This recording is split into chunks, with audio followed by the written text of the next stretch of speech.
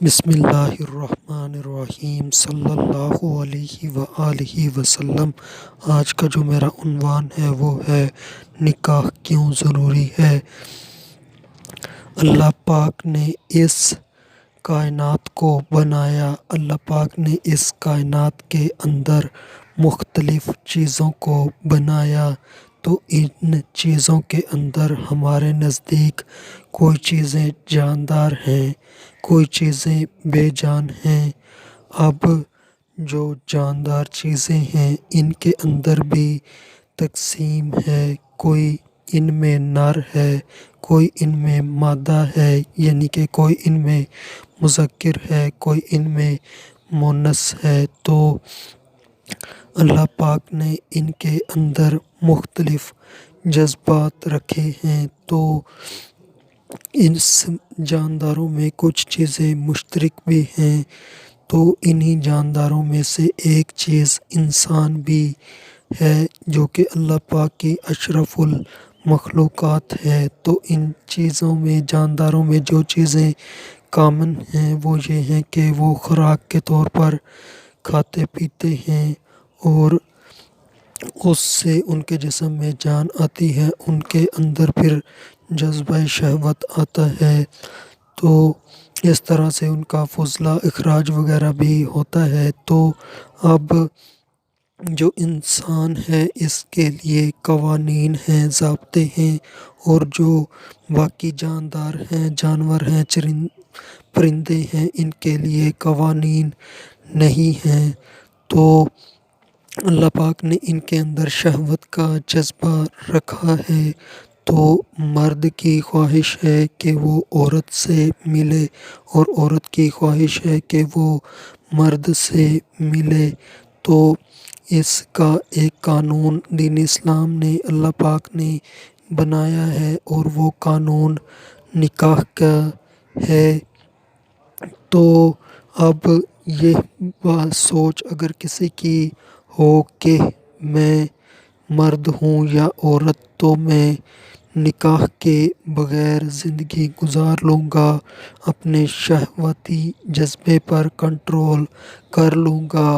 اور ایسے ہی زندگی گزار لوں گا یا گزار لوں گی، تو یہ بہت مشکل ہے۔ تو اس کو روکنے کے لیے لوگوں نے زمانہ قدیم میں مختلف کام بھی کیے، مگر وہ اس کام سے نہ رک سکے۔ کئی مرد حضرات نے تو اپنے عضو تک کاٹ ڈالے، مگر جو جذبہ ہوتا ہے وہ اندر سے، یعنی کہ دل سے، ذہن سے ہوتا ہے، تو ان کی جو حالت تھی وہ بہت خراب ہو گئی، اور اس سے طبیعت اور زیادہ خراب ہوئی۔ اور بعضوں نے سوچا کہ ہم جنگلوں میں چلے جائیں، پہاڑوں میں چلے جائیں، نہ وہاں پر عورت ہوگی اور نہ اس طرح کا مسئلہ ہوگا۔ تو یہ کام راہبوں نے، رہبانیت والوں نے کیا، وہ بھی اس کے اوپر ثابت نہ رہ سکے، تو انہوں نے بھی یہ کام چھوڑ دیا، یعنی کہ وہ بھی عورتوں کے قریب آئے۔ تو یہ ممکن ہی نہیں کہ ایک مرد ہو وہ عورت کے بغیر زندگی گزار لے اور وہ پاک دامن بھی رہے، اور اسی طرح کوئی عورت ہو اور وہ ساری زندگی گزار دے اور وہ پاک دامن بھی رہے، یہ بہت مشکل ہوتا ہے، تو اس سے گناہ سرزد ہو جاتے ہیں۔ تو جو نکاح ہے یہ ایک بہترین ذریعہ ہے اپنی ضرورت پوری کرنے کا، اس سے جنسیت کا فائدہ حاصل ہوتا ہے، اس سے لطف اندوز ہوتا ہے، تو اس طرح سے وہ نکاح کے ذریعے سے کامیاب زندگی گزارتا ہے، اور جو نکاح کا دوسرا مقصد ہے وہ بھی پورا ہوتا ہے، نسل انسانی کی بقا، یعنی کہ اس سے مزید انسان پیدا ہوتے ہیں، مزید مرد اور عورت پیدا ہوتے ہیں۔ اور جو دین اسلام میں نکاح ہے تو اس سے جو اس کا خاندانی نظام ہے وہ محفوظ رہتا ہے، یعنی کہ لوگوں میں اس کی پہچان ہوتی ہے کہ یہ مرد ہے، اس کا یہ نام ہے، اس کے باپ کا نام یہ ہے، ماں کا نام یہ ہے، فلاں اس کا دادا ہے، فلاں دادی ہے، فلاں نانا ہے، فلاں نانی ہے، فلاں اس کا بیٹا ہے، بیٹی ہے، اسی طرح نواسا ہے، نواسی ہے، پوتا ہے، پوتی ہے، اسی طرح چچا، ماموں، تایا، خالہ، آنٹی، اسی طرح سے پھر ان کی اولاد یعنی کہ آپس میں کزن وغیرہ، یہ ایک پورا نظام ہے جو کہ پھر یاد رہتا ہے نکاح کی وجہ سے۔ اور جو نکاح ہے یہ ایک مسلسل ایک قسم کی عبادت بھی ہے جو اللہ کی رضا کے لیے اگر کیا جائے۔ اور یہ جو نکاح ہے یہ ایک ایسی چیز ہے جو کہ حضرت آدم علیہ السلام سے لے کر قیامت تک جاری رہے گی۔ اور ایمان جو ہے، یہ جتنے بھی اللہ پاک کو ماننے والے لوگ آئے ہیں ان میں ایمان اور نکاح رہا ہے، تو نکاح کرنے کے بہت فائدے ہیں اور یہ وقت کی بہت بڑی ضرورت بھی ہے۔ کوئی اس سے بھاگ نہیں سکتا، کوئی اس سے جان نہیں چھڑا سکتا، تو اسے یہ کرنا ہی ہوگا۔ اسلام کامل اور اکمل دین ہے، اس نے ہر شعبے میں انسان کی مدد کی ہے اور یہ دین فطرت ہے اور انسان کی ہر خواہش کو، ہر ضرورت کو پورا کرتا ہے اور یہ حلال طریقے سے، جائز طریقے سے پورا کرتا ہے۔ تو حرام کاری کی وجہ سے جو تباہی ہوتی ہے تو پھر اس کا آخرت میں بھی گناہ ہوتا ہے اور اس کا یہ بھی نقصان ہوتا ہے کہ جو اولاد دنیا میں آتی ہے اس کا کوئی وارث نہیں بنتا، اور یہ بھی نقصان ہوتا ہے کہ جو خاندانی نظام ہے تو وہ معلوم نہیں ہوتا کہ اس کا باپ کون ہے، اور اس سے علاوہ اسے اور تو کیا رشتے ملنے، یعنی کہ ہم مسلمان ہیں، ہمیں اللہ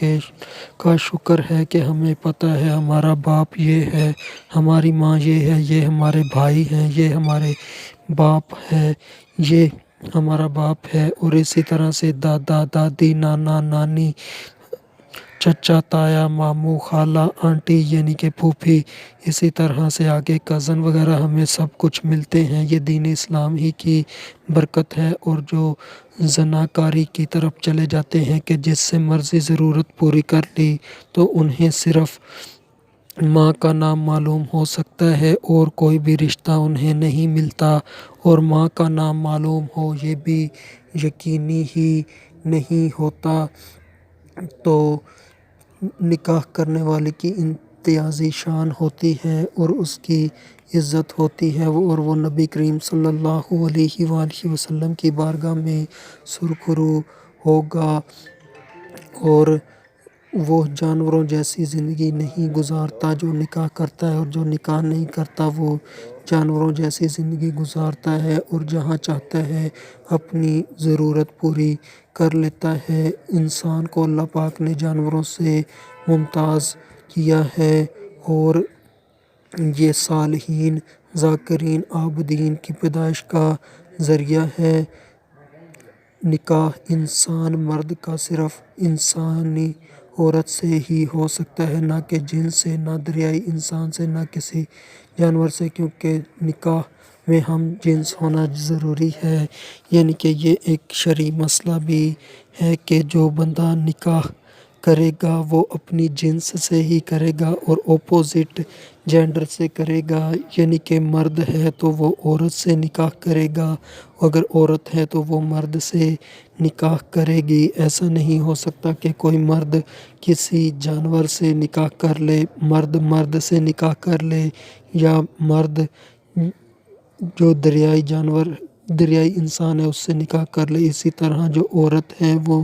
نکاح کرے گی، وہ بھی کسی جانور کے ساتھ نکاح نہیں کر سکتی، وہ کسی دریائی انسان کے ساتھ نکاح نہیں کر سکتی، وہ کسی جن کے ساتھ نکاح نہیں کر سکتی۔ اسی طرح جو انسان ہے وہ بھی کسی جننی کے ساتھ نکاح نہیں کر سکتا۔ تو نکاح کرنا ضروری ہے، انسان کی ضرورت ہے جو اس سے